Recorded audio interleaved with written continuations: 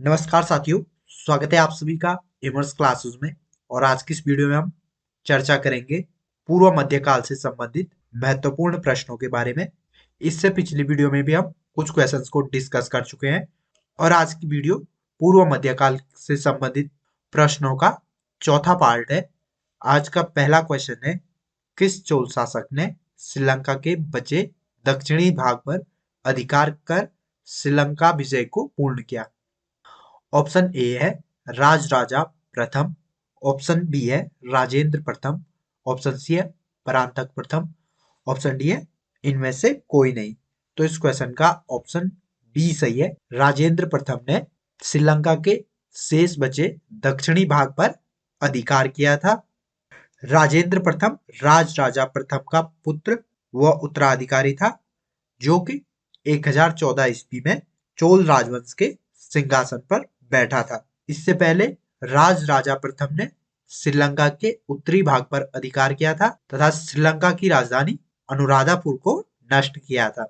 Question number 2 है, किसने चिदम्बरम के निकट गंगेकोंडचोलपुरम बसाया और उसे अपनी राजधानी बनाया? ऑप्शन ए है राजराजा प्रथम, ऑप्शन बी है राजेंद्र प्रथम, ऑप्शन सी है कुलोतुंग प्रथम, ऑप्शन डी है इनमें से कोई नहीं। तो इस क्वेश्चन का ऑप्शन बी सही है। राजेंद्र प्रथम ने चिदम्बरम के निकट एक नया नगर गंगे कोंडचोलपुरम बसाया और उसे अपनी राजधानी बनाया था। राजेंद्र प्रथम ने गंगा घाटी के अभियानों की सफलता पर गंगे कोंडचोल की उपाधि धारण की थी तथा इस विजय की स्मृति में कावेरी तट पर गंगे कोंडचोलपुरम नामक नगर बसाया था। क्वेश्चन नंबर 3 है, किसने 1077 ईस्वी में 92 व्यापारियों का एक शिष्टमंडल चीन भेजा? ऑप्शन ए है राजेंद्र द्वितीय, ऑप्शन बी है परांतक प्रथम, ऑप्शन सी है परांतक द्वितीय, ऑप्शन डी है कुलोतुंग चोल प्रथम। तो इस क्वेश्चन का ऑप्शन डी सही है। कुलोतुंग चोल प्रथम ने 1077 ईस्वी में 92 व्यापारियों का एक शिष्टमंडल चीन भेजा था। क्वेश्चन नंबर 4 है, महासभा की कार्यकारिणी समिति को कहा जाता है? ऑप्शन ए है वरियम, ऑप्शन बी है आलुंगड़म, ऑप्शन सी है नगरम, ऑप्शन डी है इनमें से कोई नहीं।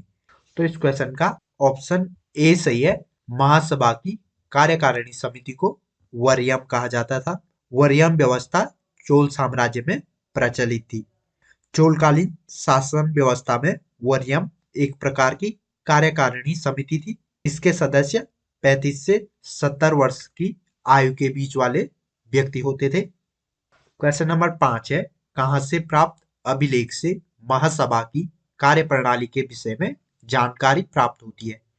ऑप्शन ए है उत्तर मेरूर, ऑप्शन बी है तंजौर, ऑप्शन सी है मणिमंगलम, ऑप्शन डी है इनमें से कोई नहीं।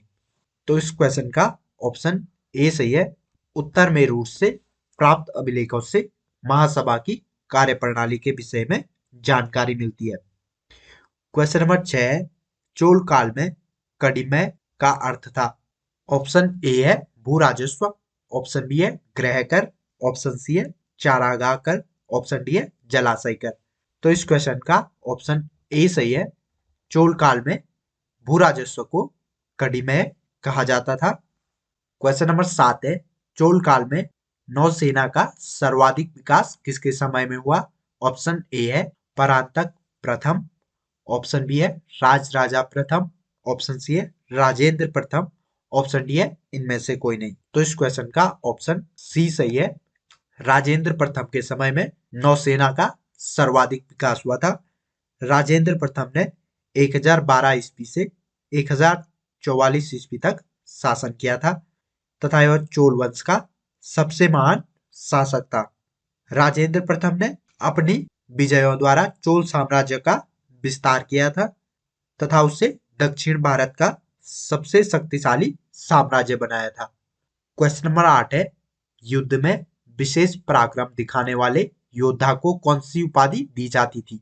ऑप्शन ए है क्षत्रिय शिखामणि, ऑप्शन बी है वेडेकार, ऑप्शन सी है महादंड नायक, ऑप्शन डी है धर्मभट। तो इस क्वेश्चन का ऑप्शन ए सही है। युद्ध में विशेष पराक्रम दिखाने वाले योद्धा को क्षत्रिय शिखामणि की उपाधि दी जाती थी। क्वेश्चन नंबर 9 है परया का अर्थ है।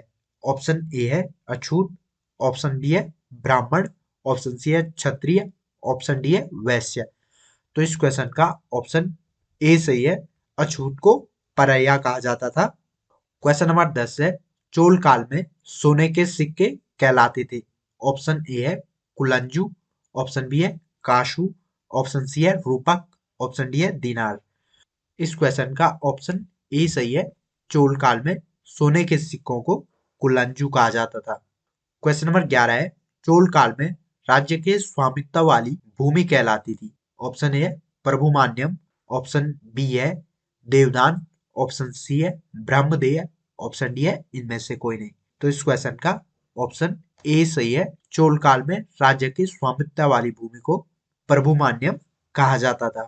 क्वेश्चन नंबर 12 है चोल काल में किसने हिरण्यगर्भ नामक त्योहार का आयोजन किया था। ऑप्शन ए है लोक महादेवी, ऑप्शन बी है कुंदवा, ऑप्शन सी है अमन देवी, ऑप्शन डी है मधुरांतकी। तो इस क्वेश्चन का ऑप्शन ए सही है, लोक महादेवी ने चोल काल में हिरण्यगर्भ नामक त्योहार का आयोजन किया था। क्वेश्चन नंबर 13 है चीन में व्यापारिक दूत भेजने वाले चोल सम्राट थे। ऑप्शन ए है राज राजा प्रथम, ऑप्शन बी है राजेंद्र प्रथम, ऑप्शन सी है कुलोतुंग चोल प्रथम, ऑप्शन डी है उपयुक्त सभी। तो इस क्वेश्चन का ऑप्शन डी सही है, उपयुक्त तीनों राजाओं राज राजा प्रथम, राजेंद्र प्रथम और कुलोतुंग चोल प्रथम तीनों ने चीन में अपने व्यापारिक दूत भेजे थे। क्वेश्चन नंबर 14 है नाना देशी निगम क्या था। ऑप्शन ए है दूर दूर के प्रदेशों व विदेशों के साथ व्यापार करने वाले व्यापारियों का निगम, ऑप्शन बी है नगर के व्यापारियों का निगम, ऑप्शन सी है तेल के व्यापारियों का निगम, ऑप्शन डी है इनमें से कोई नहीं। इस क्वेश्चन का ऑप्शन ए सही है, दूर दूर के प्रदेशों तथा विदेशों के साथ व्यापार करने वाले व्यापारियों के निगम को नाना देशी निगम कहा जाता था। क्वेश्चन नंबर 15 है प्रसिद्ध कलाविद फर्ग्यूसन ने किसके बारे में कहा है उस काल के कलाकारों ने दैत्यों की तरह कल्पना की और जौहरियों की तरह उसे पूरा किया। ऑप्शन ए है चोल स्थापत्य कला, ऑप्शन बी है राष्ट्रकूट स्थापत्य कला, ऑप्शन सी है विजयनगर स्थापत्य कला, ऑप्शन डी है इनमें से कोई नहीं। तो इस क्वेश्चन का ऑप्शन ए सही है, चोल स्थापत्य कला के बारे में प्रसिद्ध कलाविद फर्ग्यूसन ने कहा था कि उस काल के कलाकारों ने दैत्यों की तरह कल्पना की और जौहरियों की तरह उसे पूरा किया। इस काल में अनेक मंदिरों का निर्माण किया गया था। क्वेश्चन नंबर 16 है तंजौर का बृहदेश्वर मंदिर किस देवता को समर्पित है। ऑप्शन ए है शिव, ऑप्शन बी है विष्णु, ऑप्शन सी है सूर्य, ऑप्शन डी है इंद्र। तो इस क्वेश्चन का ऑप्शन ए सही है, तंजौर का बृहदेश्वर मंदिर भगवान शिव को समर्पित है। बृहदेश्वर मंदिर तमिलनाडु के तंजौर में स्थित है। इस मंदिर का निर्माण चोल शासक राज राजा प्रथम ने करवाया था तथा उनके नाम पर इस मंदिर को राजराजेश्वर मंदिर भी कहा जाता है। क्वेश्चन नंबर 17 है गंगे कोंड चोलपुरम के शिव मंदिर का निर्माण किसके समय हुआ। ऑप्शन ए है राजराजा प्रथम, ऑप्शन बी है राजेंद्र प्रथम, ऑप्शन सी है परांतक प्रथम, ऑप्शन डी है इनमें से कोई नहीं। तो इस क्वेश्चन का ऑप्शन बी सही है, राजेंद्र प्रथम के समय गंगे कोंड चोलपुरम के शिव मंदिर का निर्माण हुआ था। गंगे कोंड चोलपुरम राजेंद्र प्रथम की राजधानी थी तथा इसी ने इस नगर की स्थापना की थी। क्वेश्चन नंबर 18 है चोलकालीन तमिल के 3 रत्नों में शामिल नहीं है। ऑप्शन ए है कुंभन, ऑप्शन बी है कुट्टन, ऑप्शन सी है पुगलेंदी, ऑप्शन डी है जयगोंदर।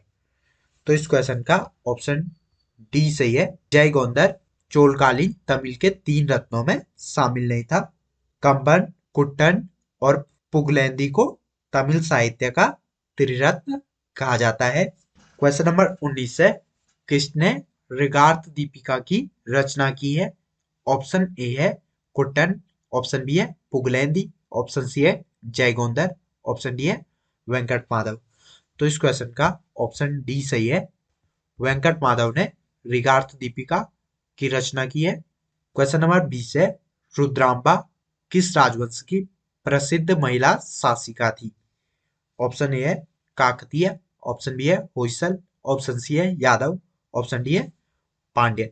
तो इस क्वेश्चन का ऑप्शन ए सही है, रुद्रांबा वारंगल के काकतीय राजवंश की रानी थी।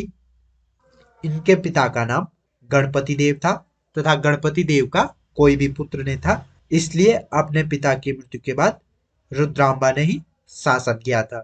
क्वेश्चन नंबर 21 है, प्रसिद्ध चोल शासक राजराजा प्रथम का मूल नाम क्या था? ऑप्शन ए है अरिमोली वर्मन, ऑप्शन बी है विजय वर्मन, ऑप्शन सी है रघुवर्मन, ऑप्शन डी है इनमें से कोई नहीं। तो इस क्वेश्चन का ऑप्शन ए सही है, राजराजा प्रथम का मूल नाम अरिमोली वर्मन था तथा राजराजा प्रथम परांतक द्वितीय का पुत्र और उत्तराधिकारी था। राजराजा प्रथम ने 30 वर्षों तक शासन किया था। क्वेश्चन नंबर 22 से, वह प्रसिद्ध चोल शासक कौन था जिसने श्रीलंका को पूर्ण स्वतंत्रता दी और सिंहल राजकुमार के साथ अपनी पुत्री का विवाह कर दिया था? ऑप्शन ए है कुलोतुंग प्रथम, ऑप्शन बी है राजेंद्र प्रथम, ऑप्शन सी है अधिराजेंद्र, ऑप्शन डी है राजाधिराज। तो इस क्वेश्चन का ऑप्शन ए सही है, कुलोतुंग प्रथम ने श्रीलंका को पूर्ण स्वतंत्रता दी थी तथा सिंहल राजकुमार के साथ अपनी पुत्री का विवाह किया था। कुलोतुंग प्रथम ने सुगंध वृत्त की उपाधि धारण की थी, जिसका अर्थ होता है करों को हटाने वाला।